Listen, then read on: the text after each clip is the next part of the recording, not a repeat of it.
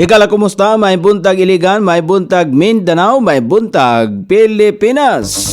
Adlaw nga Biyernes karon pizza 10 ni buwan sa Mayo ning tuiga 2024. Sangan sa ato station manager Pastor Robin Sulapas, kini ang inyong KSR Kabisaya Nonay B.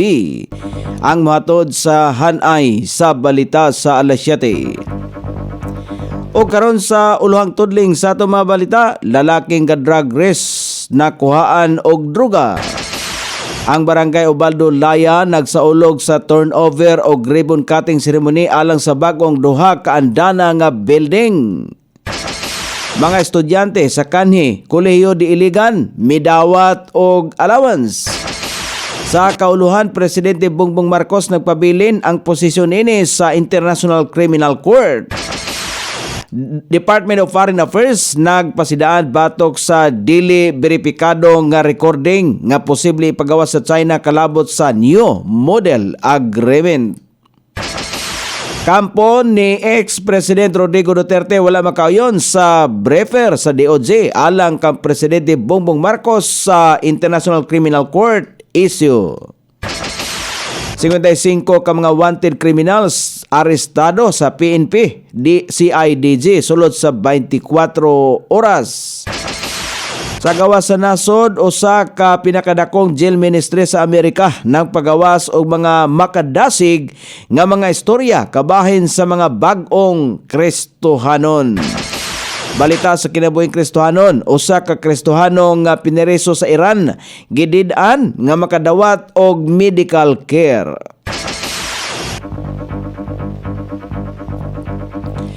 Ini ang uluhang tudling sa ato mga balita nga dalit kanato ning istasyon DXSR 106.7 sa inyong FM dial. Ang bugtong radyo sa dakbayan sa Iligan nga nagsibya sa balang kasulatan pinasubay sa inspired and preserved, not simply dictated King James Version sa Anchor Broadcasting Corporation.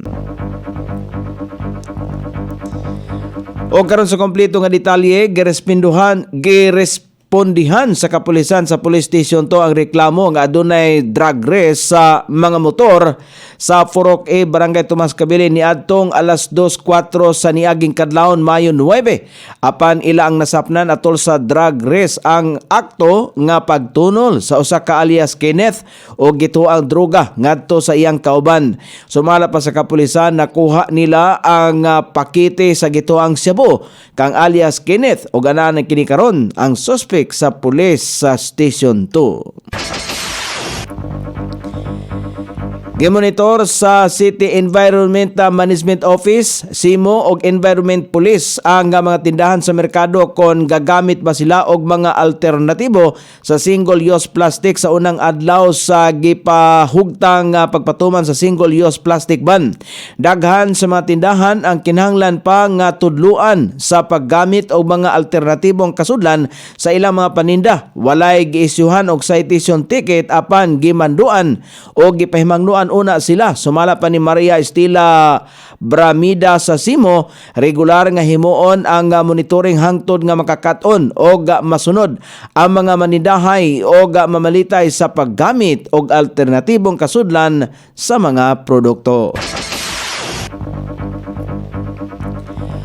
Ang barangay Ubaldo Laya nagsaulog sa turnover o ribbon cutting ceremony alang sa bag-ong duha ka andana nga building sa Miguel Obats Memorial Elementary School. Si Leone Royga nga nagrepresentar ni Congressman Celso Gomera Rehencia giubanan sa lokal nga negosyante nga si Ernest Wikwik Oy o barangay chairman Antonio Flores sa seremonyas. Ang kalihukan nagtimaan sa usa ka dako nga lakang alang sa edukasyon sa komunidad. Tungod kay kini ang nagtanyag og dugang mga lugar alang sa pagkat-on. Uban niining bagong school building, ang mga estudyante makapaabot sa mas maayong pasilidad og mas di kalidad nga edukasyon. Kini usa ka masanag nga kahigayunan kon higayon alang kang Congressman Celso Gomera Rehencia samtang siya ang nagpadayon sa pagpamuhunan sa edukasyon sa sunod nga henerasyon. Gidawat sa 81 ka mga kanhi magtutunga sa kolehiyo di Iligan ang ilang allowance gikan sa lokal nga kagamhanan. Mainumduman nga mibalhin ang mga estudyante sa Iligan na Medical Center College o Iligan Capital College. Diin sila gipadayon ang kursong Criminology, Midwifery o Social Works. Laing sa 66 ka mga criminology students usab sa St. Peter's o St. Michael's College ang mudawat og allowance karong adlaw. Gihimong scholar sa LGU ang mga estudyante aron makapadayon og makahuman og eskwela sa mga CHED accredited nga mga eskwelahan. Sukad nga nasirado ang CDI og mipadayon sa eskwela ang mga estudyante sa laing eskwelahan. Aduna nay migraduar og naka-take na og licensure exam. O karon sa balita sa kauluhan nga mabasa sa nagkalaylaing gula sa pamantalaan karong adlaw nga nahipos sa lawak balitaana ning estasyon. DXSR 106.7 sa inyong FM dial.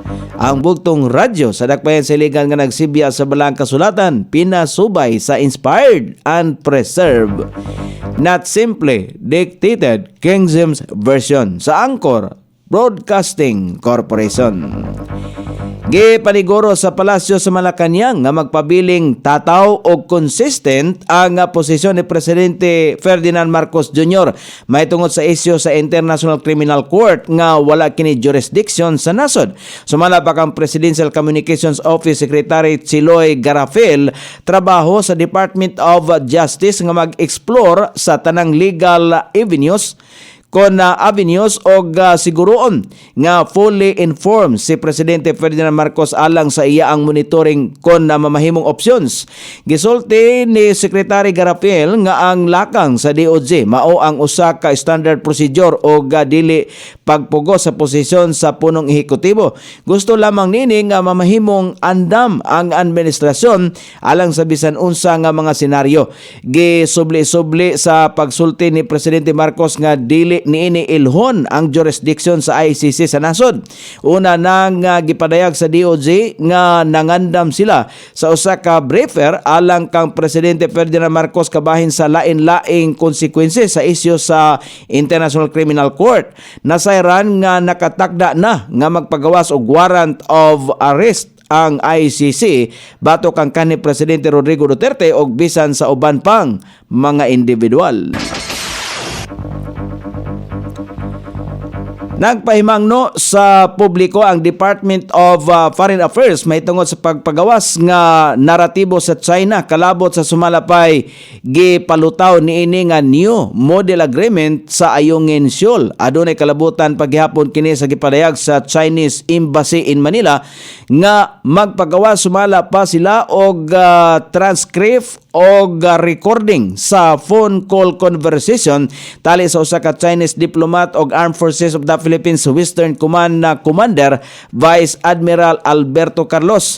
Sa usa ka statement gisulti ni DFA spokesperson Maria Teresa Daza nga ang mga lakang sa China mao ang mga taktikal lamang sa nasoy nasod nga tumong niining magsugod ang panagbangi og kalibog tali sa gobyerno og sa mga diplomats.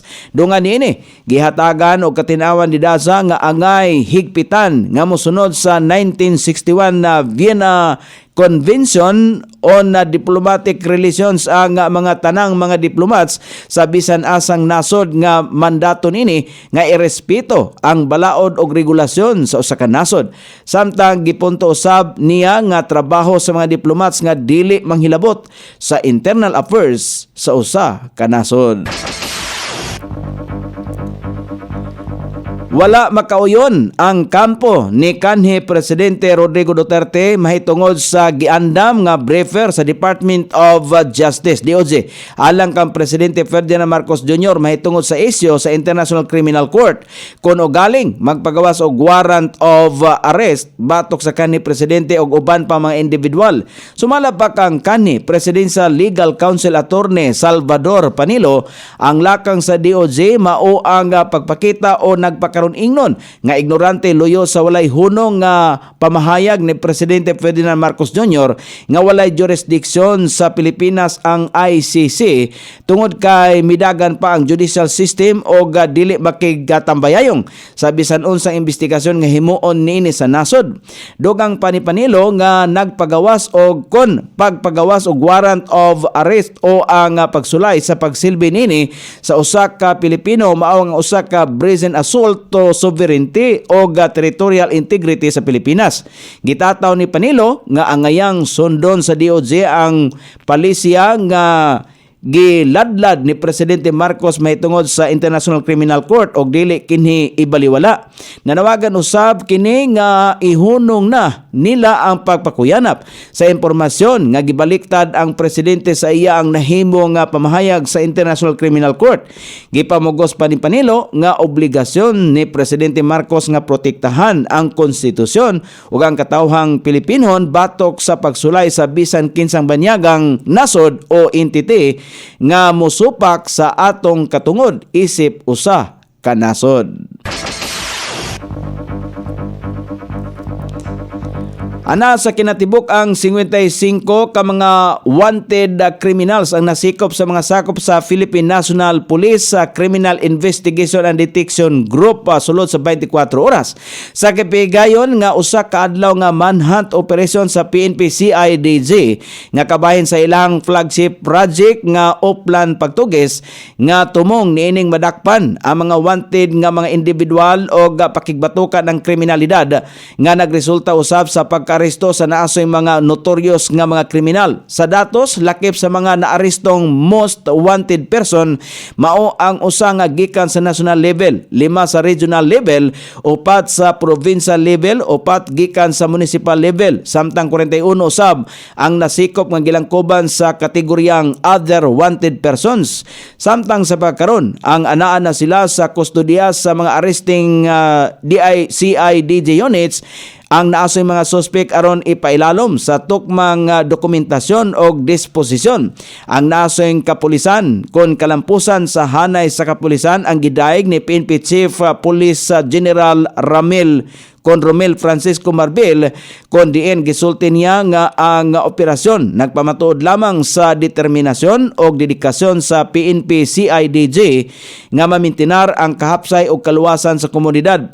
Gawas pa nini nagsilbi usab sumala pa niya kining pahimangno sa mga nagtago-tago nga mga malapason sa balaod nga wala na sila'y kapaingnan pa o mahulog ragyapon sila sa mga kamot sa mga otoridad. O karon sa balita sa gawas sa nasod, nagpahayag pinagi sa ilahang mga social media post ang God Behind Bars, usa ka pinakadakong jail ministry sa Amerika nga nagpadangat sa Ebanghelyo o mayong balita ngadto sa mga pinireso. Ang nasong ministry nagtrabaho pinagi sa pagpadala og mga Kristohanon nga kanhi pinireso usab apan naabtan sa pulong sa Ginoo. Duha niini mao ang kanhi miyembro nga gang nga niapil sa usa ka satanic cult o kanhi piniresong babae nga adunay suicidal thoughts. Tungod sa ilahang pag-apil sa naasoing ministry, daghang mga katawhan ang nadasig o nidawat sa maayong balita. O karon sa balita sa kinabuhing Kristohanon, usa ka 60 anyos nga Kristohanon pinireso sa nasod sa Iran ang gilimod sa korte nga makadawat og medical care. Sumala pa sa nasong Kristohanon, kasamtangan niyang giantos ang iyang arthritis o problema sa paglakaw nga hinungdan sa wala maulian nga bikil nga buol-buol. Mahinumduman nga gipreso ang nasong Kristohanon tungod sa iyahang pagpangabig og kalag dito sa house churches o gikasuhan siya sa otoridad nga nagpakaylap og doktrina nga Zionismo. O karon sa kahimtang sa pagbanabana sa dagan sa panahon, frontal system ang makapiktar sa dakong bahin sa Northern Luzon, samtang easterlies ang makapiktar sa ubang bahin sa nasod, ilabi na sa Mindanao. Ang tibok dapit sa Mindanao makasinati og panalagsang pagpangdagom ngadto na sa mapanganoron nga kalangitan inubanan sa patak-patak nga mga pag-ulan, kilat og pagpanalugdog, epekto sa easterlies og localized thunderstorm. Hinay ngadto na sa kasarangan nga hangin ang magikan sa silangan ngadto sa sa amihanang silangan. Ang kadagatan hapsay ngadto na sa kasarangan ang mga pagbalod. Sukod sa temperatura dinhi sa dakbayan siligan ang kabugnawon ana sa 25 ug ang kainiton mosangko sa 33 degrees sentigrado. Ang adlaw misilang kaganiha sa alas 5:30 ug mosahop unya sa alas 6:15 sa sayong takna sa kagabhion. Inyong nabati ang kinatibuk ang hanay sa balita sa alas 7 nga dalit kanato ning istasyon. DXSR 106.7 sa inyong FM dial. Ang bugtong radyo sa dakbayan siligan nga nagsibya sa balang kasulatan, pinasubay sa inspired and preserved, not simply dictated King James Version sa Angkor Broadcasting Corporation. Sangan sa tigsuwat sa atong balitang internasyonal o sa kinabuhing Kristohanon, Pete Jan sa balitang lokal, Coney Island. Sa ato station manager, Pastor Robin Sulapas. Kini ang inyong KSR Kabisaya Noonay B. Magpasalamat og moingon, maayong buntag, Iligan.